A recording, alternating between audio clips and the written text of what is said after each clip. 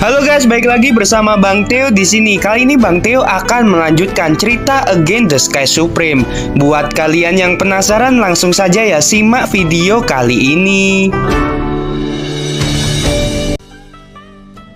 Dalam sekejap, Tanyun bersiap untuk yang terburuk. Api Hongmeng, dasar bajingan.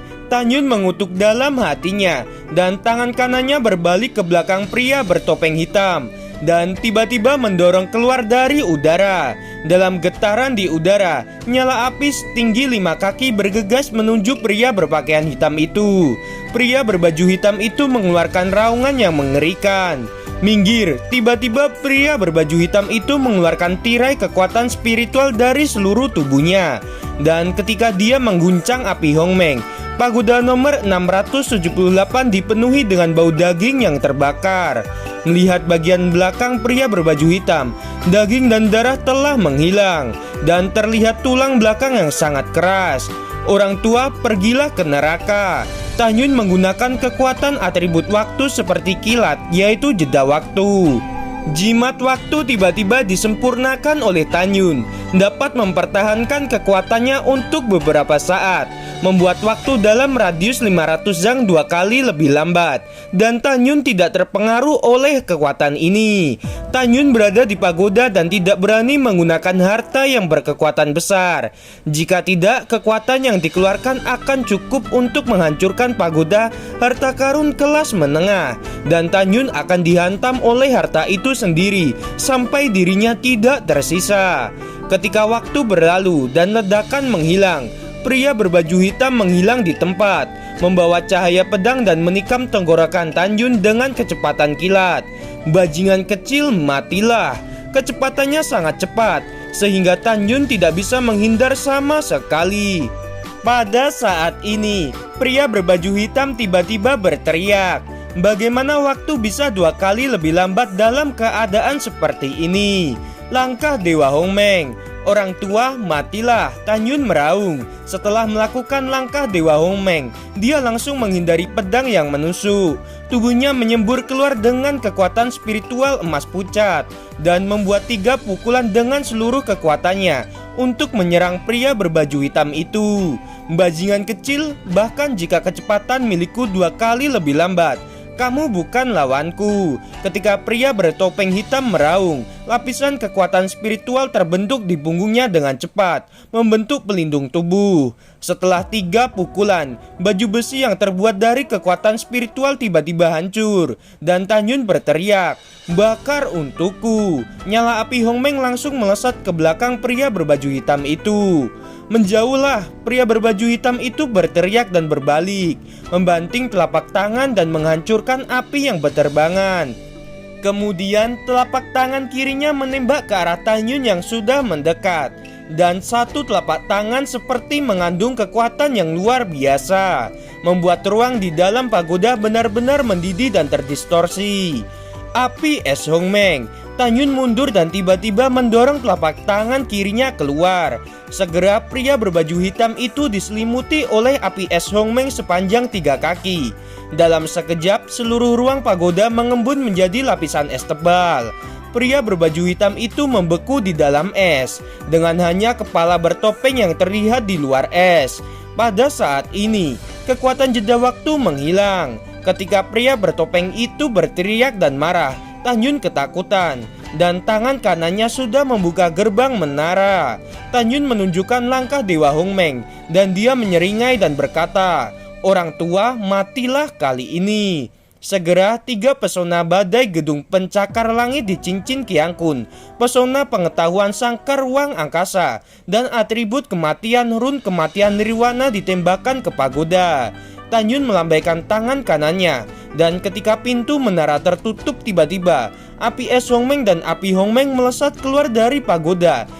Tanyun melambaikan tangan kanannya, dan ketika pintu menara tertutup tiba-tiba, api es Hongmeng dan api Hongmeng melesat keluar dari pagoda, dan masing-masing keluar dari telapak tangan kiri dan kanan Tanyun. Tanyun menjentikkan jarinya. 5 kekuatan spiritual ditembakkan ke arah gerbang menara yang ditutupi dengan pola susunan, merusak segel dan membuka gerbang menara dengan token.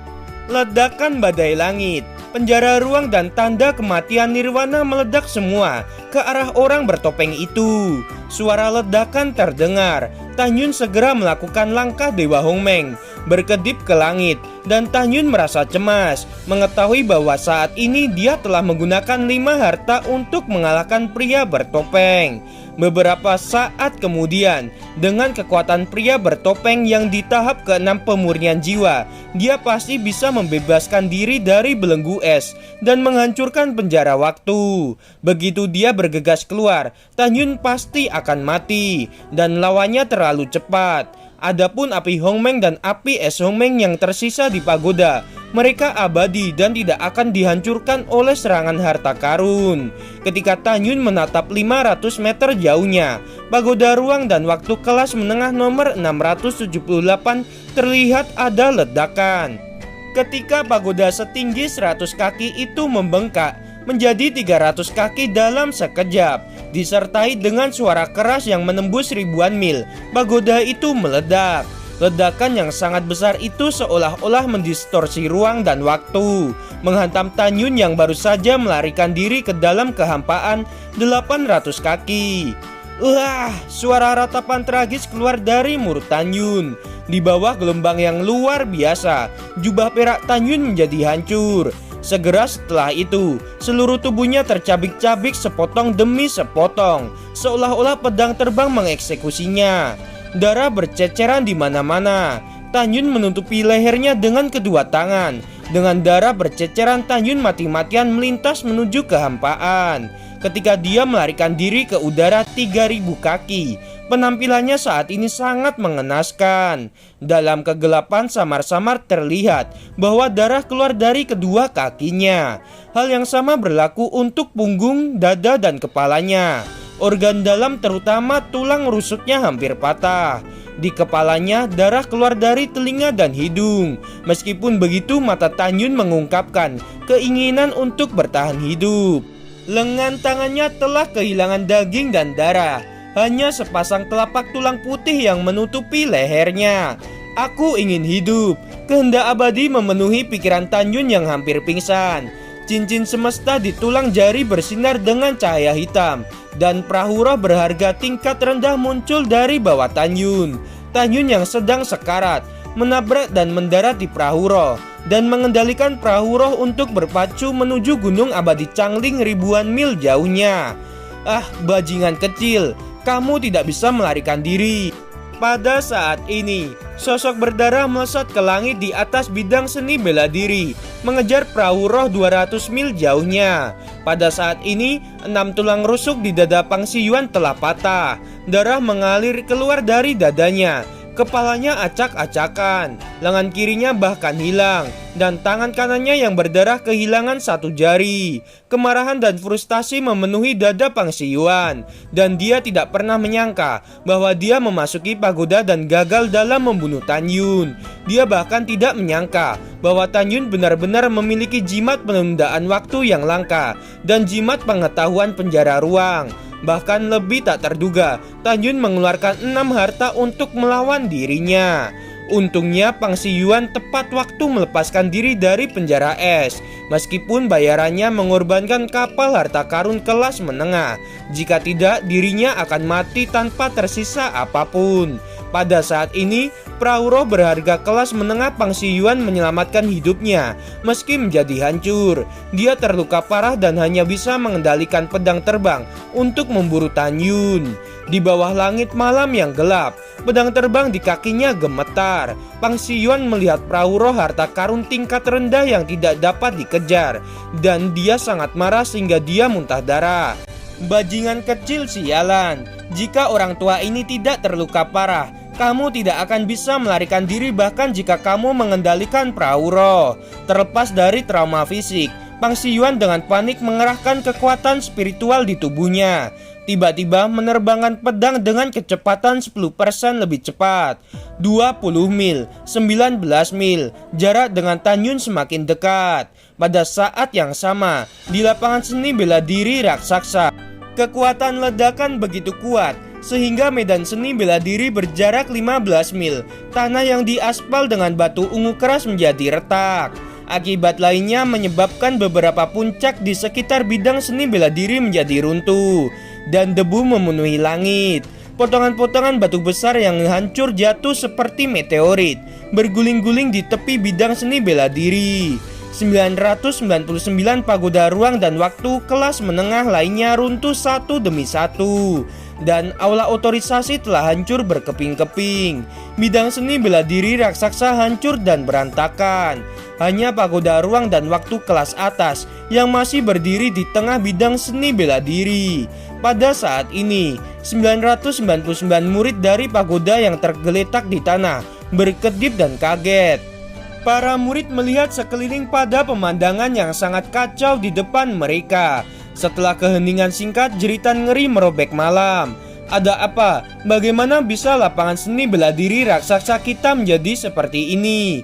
Ya, apakah ada pria kuat dari divisi lain yang datang? Terlalu menakutkan. Siapa yang melakukannya? Lihat semuanya, pagoda ruang dan waktu kelas menengah nomor 678 dihancurkan. Siapa yang sedang berkultivasi di dalam? Aku ingat kakak senior Tan Yun yang berkultivasi di dalam. Pagodanya hancur, sepertinya kakak senior Tan sudah mati. Saya ingin melaporkan ini kepada tetua kedua kami. Aku juga, ayo kita beritahu para tetua untuk datang. Tiba-tiba, semua murid menginjak pedang terbang dan melaporkan kepada tetua mereka. Pada saat yang sama, bajingan kecil, kamu tidak bisa melarikan diri. Pang Siyuan melihat perahu roh yang melaju 15 mil jauhnya dan menyeringai tanpa henti.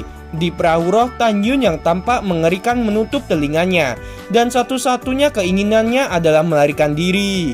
Waktu berlalu 1 menit 1 detik dan 2 menit kemudian, ketika Tan Yun hanya berjarak 300 mil dari Gunung Abadi Changling, Pang Siyuan yang mengendalikan pedang terbang telah muncul dalam kehampaan 5 mil di belakang Tan Yun. Tan Yun mengulurkan tangannya yang berlumuran darah, bangkit dengan susah payah, dan tiba-tiba berteriak dengan gembira, "Kakek Sen, aku di sini, datang dan selamatkan aku." Mendengar itu dari 5 mil jauhnya, Pang Siyuan yang menginjak pedang terbang tiba-tiba berhenti terbang. Matanya penuh kepanikan. Segera sebuah suara tua masuk ke telinga Pang Siyuan. "Tan Yun, jangan takut. Lelaki tua ini ada di sini untuk menyelamatkanmu. Aku ingin melihat siapa yang mengejarmu."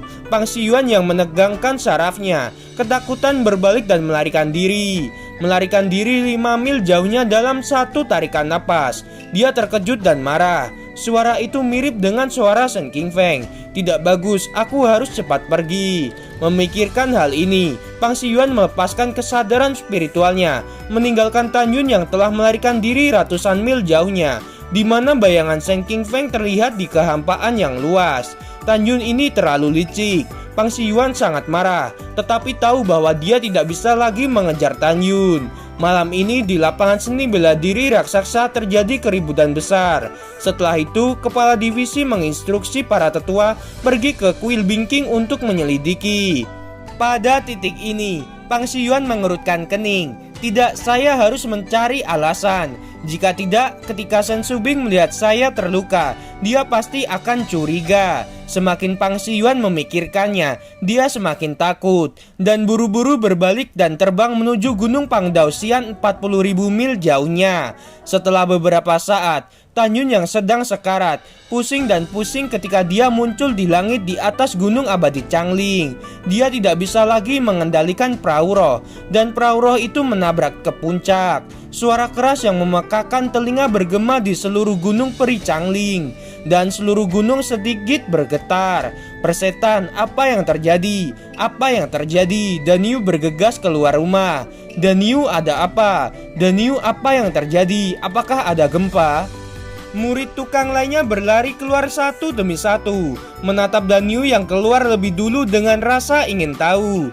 Danyu mengerutkan hidungnya dan berkata dengan acuh tak acuh, "Itu pasti gempa bumi. Atau mungkinkah seseorang telah menabrak Gunung Changling?" Ketika Danyu berbalik dan menyapa semua orang, suaranya tiba-tiba berhenti. Dia menggosok matanya dengan tiba-tiba, melihat ke lubang yang dalamnya ratusan meter jauhnya. Tidak, itu perahu roh Kakak Tan. Kakak Tan mengalami kecelakaan. Dan Yu menjadi cemas, bergegas langsung ke perahu roh. Dan ketika dia menemukan pohon yang menghalangi, tubuhnya yang kuat langsung menghancurkan pohon itu. Ketika Danyu berlari, melihat Tan Yun yang hampir berubah menjadi kerangka berdarah, dan melihat kembali ke orang-orang yang berlari, dia menangis dan berkata, "Panggil dia Kensen, cepat Kakak Tan sekarat. Ayo pergi." 3 dari mereka menginjak pedang terbang dan terbang ke gunung belakang dengan tergesa-gesa. "Kakak Tan, jangan mati, bangunlah. Kakak Tan, bangun, siapa yang menyakitimu seperti ini? Kakak Tan, tolong bangun, kamu bisa memanjat pagoda ruang dan waktu kelas atas. Kamu sangat kuat, kamu tidak bisa mati. Dewa, tolong jangan biarkan Kakak Tan mati. Dewa, tolonglah." Lebih dari 700 murid Taman Pengobatan Ningsan mengepung Tan Yun. Memandangi tubuh mengerikan Tan Yun, berlutut satu demi satu, menangis dan berdoa agar langit membuka matanya dan tidak membiarkan Tan Yun mati. Setelah beberapa saat, Shen Qingfeng bergegas mendekat dan berteriak, "Beri aku jalan." Semua murid menangis dan mundur dari perahu roh. Saat Shen Qingfeng bergegas ke perahu roh, dia merasa pusing ketika melihat penampilan Tan Yun saat ini. Seluruh tubuh Shen Qingfeng gemetar, dan lelaki tua itu berlutut di depan Tan Yun dengan air mata. Dia dengan gemetar menunjuk satu jari dan dengan lembut meletakkannya di lubang hidung Tan Yun. Ketika dia merasakan terengah-engah, dia menggelengkan kepalanya dengan keras. Tidak, bocah bau ini memiliki kehidupan yang begitu besar. Dia tidak akan mati. Shen Qingfeng mengangkat telapak tangannya yang gemetar dengan enggan dan merentangkannya ke tulang rusuk Tan Yun. Dengan lembut menyentuh hatinya, merasakan bahwa dingin dari jari-jarinya. Merasa jantung Tan Yun berhenti berdetak. Tidak, Shen Qingfeng berlutut di perahu roh, mengangkat kepalanya dan mendesis dan mengeluarkan seteguk darah. Suara itu penuh dengan kesedihan dan kesedihan yang tidak ada habisnya. "Dewa, terimalah kehidupan lamaku." Shen Qingfeng berteriak dengan suara serak. "Tolong lepaskan Tan Yun.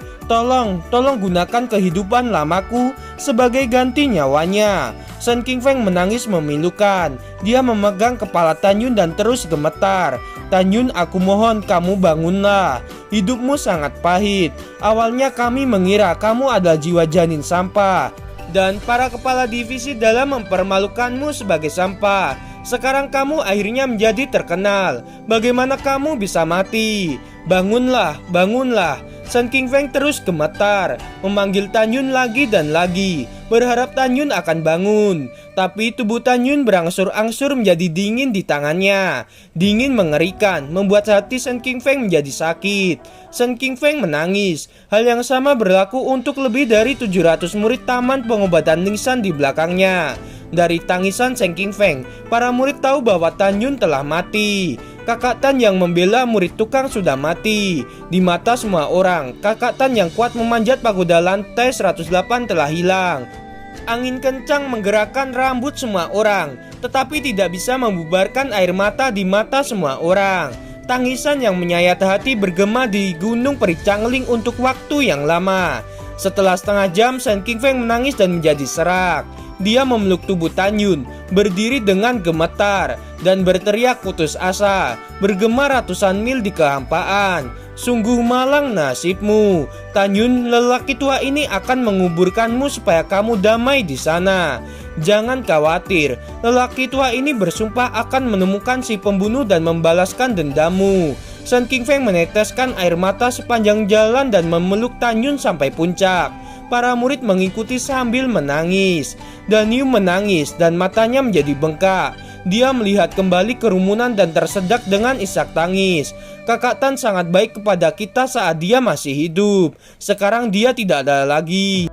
Semua orang membantu saya menggali kuburan untuk Kakak Tan. Danyu menangis. Melihat ke belakang, tangannya mulai mengkikis tanah dengan kasar. Kukunya terkelupas dalam debu dan jari-jarinya berlumuran darah. "Kakak Tan, kami di sini untuk menguburkanmu. Kakak Tan, kamu baik-baik saja." Para murid berlutut di tanah, menggunakan jari mereka untuk menggali tanah yang keras. Apakah itu menyakitkan? Tentu saja. Tetapi rasa sakit dari tangan mereka kurang dari 10.000 rasa sakit yang mereka timbulkan karena kehilangan Kakak Tan. Mereka merasakan sakit di 10 jari mereka. Jadi mereka memikirkan Tanyun untuk melupakan rasa sakitnya. Ketika fajar datang dan cahaya keemasan bersinar, kain putih berkibar di Gunung Peri Changling. Sebuah kuburan terlihat sangat mempesona di puncak. Di peti mati yang redup, tiba-tiba sepasang mata melesat dengan ganas.